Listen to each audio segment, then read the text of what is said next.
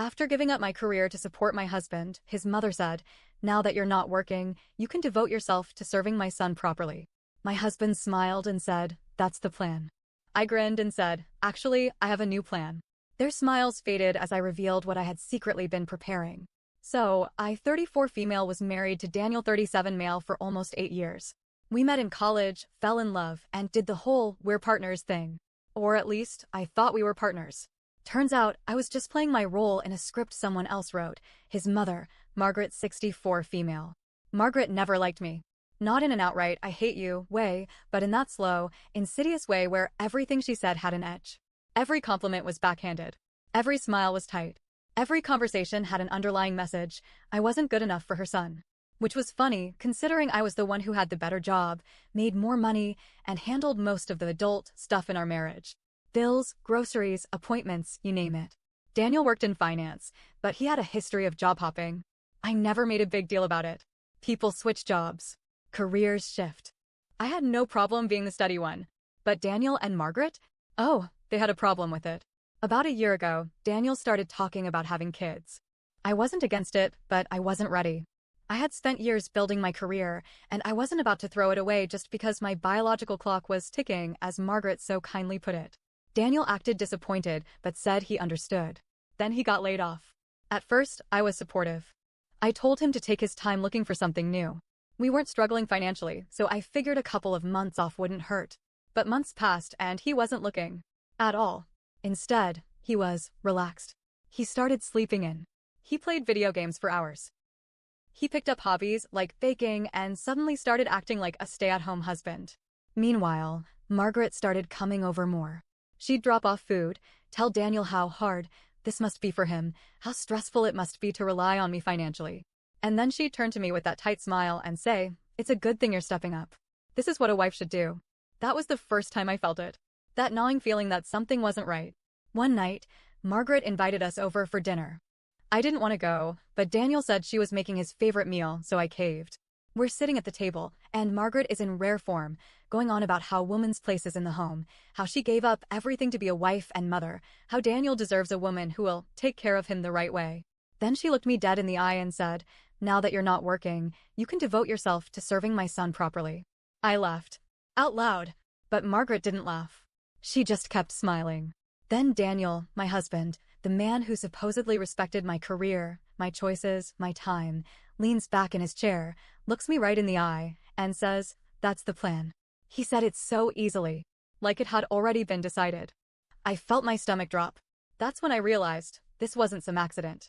This wasn't just Daniel being lazy or Margaret being pushy. This was a plan. Daniel let himself get fired. He and his mother had cooked this up. They wanted me to take on the role of the perfect little housewife while Daniel got to be the man of the house without actually doing anything. And they expected me to just go along with it. I smiled. I smiled so wide my cheeks hurt. "Actually, I have a new plan." Margaret's smile twitched. Daniel frowned. I didn't elaborate. I just kept eating. And that was the moment I decided, if they wanted a game, I'd give them a war. I didn't react that night. I didn't fight. I didn't argue. Instead, I nodded along, pretended to agree, let them think they had me. Then I got to work. For the next 6 months, I played the part while setting up my escape. I found a divorce lawyer. A damn good one. I didn't want to just leave, I wanted to leave with everything I was owed. We had a joint account. I stopped using it. Instead, I slowly funneled my direct deposits into a new account under my name only. I left just enough in the joint account to keep up appearances. I started keeping records. Every conversation. Every text. Every call where Margaret talked about how I needed to serve Daniel. Every time Daniel mentioned how nice it would be for me to finally focus on the home. And the cherry on top?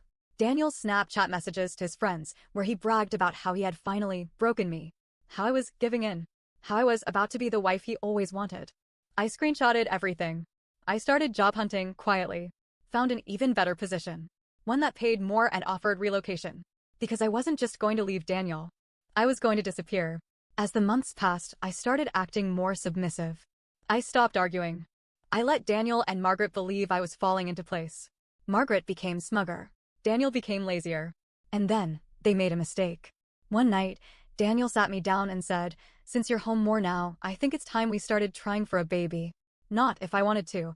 Not, how do you feel about this?" He had already decided. I looked at him and asked, "Who's going to pay for everything?" He blinked. "Well, you'll be home, so I'll take care of the finances." I laughed. "With what job?" He had no answer. Margaret jumped in with, "Daniel will find something soon. But a baby is more important than a paycheck." That's when I knew they were never going to let me go back to work. A few days later, I found out Daniel had taken my name off our lease. He had unilaterally renewed it without me. Meaning, if I left, I'd have no claim to our home. He wasn't planning for me to leave. He was planning to trap me. And that's when I decided it was time. I didn't react when I found out about the lease. I didn't scream, didn't cry, didn't ask him why.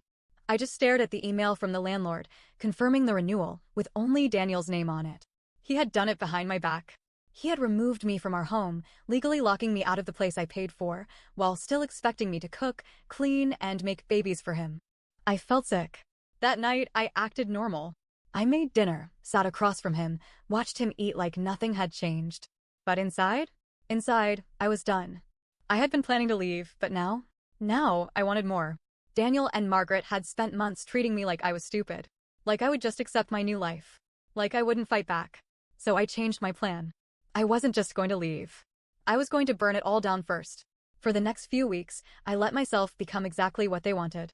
I started dressing the way Margaret liked, soft colors, no makeup, modest outfits. I cooked full meals, let Daniel brag to his friends that I was settling into my role. I even let him think we were trying for a baby. I threw out my birth control pills right in front of him. Except, they were already empty. I had flushed the real ones weeks ago. Margaret was thrilled. "Finally, you're making the right choices." Daniel was smug. "See? I told you she just needed time." I smiled and nodded. Meanwhile, behind the scenes, I was preparing for war. One afternoon, I accidentally left my laptop open with a job offer email visible. Just enough for Daniel to see. He saw it. I knew because, that night, he was different. Less relaxed.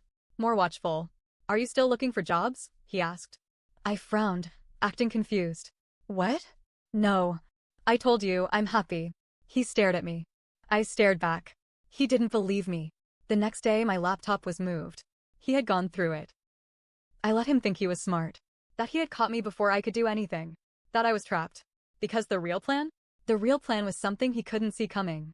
Margaret had been pushing for grandkids since the day we got married. Daniel, ever the golden child, was desperate to give her one. So, I gave them exactly what they wanted. I started acting differently, nauseous in the mornings, more tired, forgetting things. Margaret noticed first. She practically vibrated with excitement. "Do you think?" she asked one night, eyes shining. I pretended to be embarrassed. "I don't know. It's too soon to tell." She immediately made Daniel go buy pregnancy tests. I took them. And, surprise, they were negative. Margaret was disappointed. But I just sighed and said, maybe it's too early. So I took another test. And another. And another. All negative. And then, a week later, one was positive. Daniel lost his mind with excitement. Margaret started crying. I just smiled. Because that test? It wasn't mine. I had taken a real test earlier that week. Negative, of course. But I had a friend who was actually pregnant. And let's just say, she owed me a favor. Margaret went into full wedding planner mode, but for a baby. She started ordering nursery furniture. She called Daniel every day to remind him that his responsibility was to provide for his growing family. And suddenly, Daniel was panicking. Because now, he actually had to do something. No more lazy mornings. No more video games. No more playing house prince while I funded his lifestyle. He started looking for jobs. He started asking me about our finances. How much do we have in savings? Should we start budgeting? I acted clueless. "Oh, I don't know. You handle all that, right?" His face went pale. Because he didn't. One night, Daniel came home looking off. He sat me down. "We need to talk." Here it was. The moment I'd been waiting for. "I think," he started slowly, "we should move in with my mom for a while." I blinked. "What?" He swallowed. "Just until the baby comes. It would save money. She can help with things. It just makes sense." He wanted me to move into Margaret's house. To be completely under her control. To make sure I never left. I stared at him, really stared at him. And I realized, he wasn't just desperate. He was afraid. He had no money. He had no job. He had nothing. And suddenly, he knew it. I leaned back, pretending to think it over. Then I said, "Okay." He blinked. "Wait, really?" I nodded. "If that's what you think is best." Margaret was overjoyed. She started planning the move immediately. Meanwhile, I was making my final moves. Margaret wasted no time. Within days, she had a whole itinerary laid out. She planned every detail of our move into her house, down to the nursery wallpaper. She sent me baby name lists. She started talking about quitting my job for me. You'll be too busy with the baby to work anyway. Daniel will take care of things. I smiled and nodded. Of course. Daniel, on the other hand, he was unraveling. At first, he was thrilled, his mother was happy, I was in line, and his perfect little world was taking shape. Then, he checked our bank account. And that's when everything changed. It was a Tuesday night. Daniel was on his laptop while I pretended to fold baby clothes Margaret had already started sending over. Then I heard it. A sharp inhale. The clicking of a mouse. The way his breathing changed. And I knew. He was looking at the account. The account that should have had a hefty savings balance. Instead, it had barely enough to cover the next month's rent. I had been moving the money for months, shifting it into my private account, making sure I had full control over everything when the time came. Where's the money? He asked, his voice forced calm. I blinked. What do you mean? He turned the screen toward me. Our savings. It's gone. I looked at it, feigning surprise. That's weird. You've been managing the finances, haven't you? His eye twitched. You know I don't. He stopped himself. Oh! He realized. He had been so busy assuming I was trapped that he never noticed I had been the one in control the entire time. I waited, watching the gears turn in his head. Watching as he pieced together the reality. Watching the panic set in. Because Margaret had been pushing him to step up. Because a baby was coming. Because he had no money, no job, and no way out. He was the one who was trapped now. For the next few days, Daniel was different. He was distant. Jumpy. And then? He did something I never saw coming. He went through my phone. I caught him at 2 a.m., sitting on the edge of the bed, my phone unlocked in his hands. I didn't say anything. Just walked over and sat next to him. He was staring at my banking app. He had seen everything. He turned to me, eyes dark with something I couldn't quite name.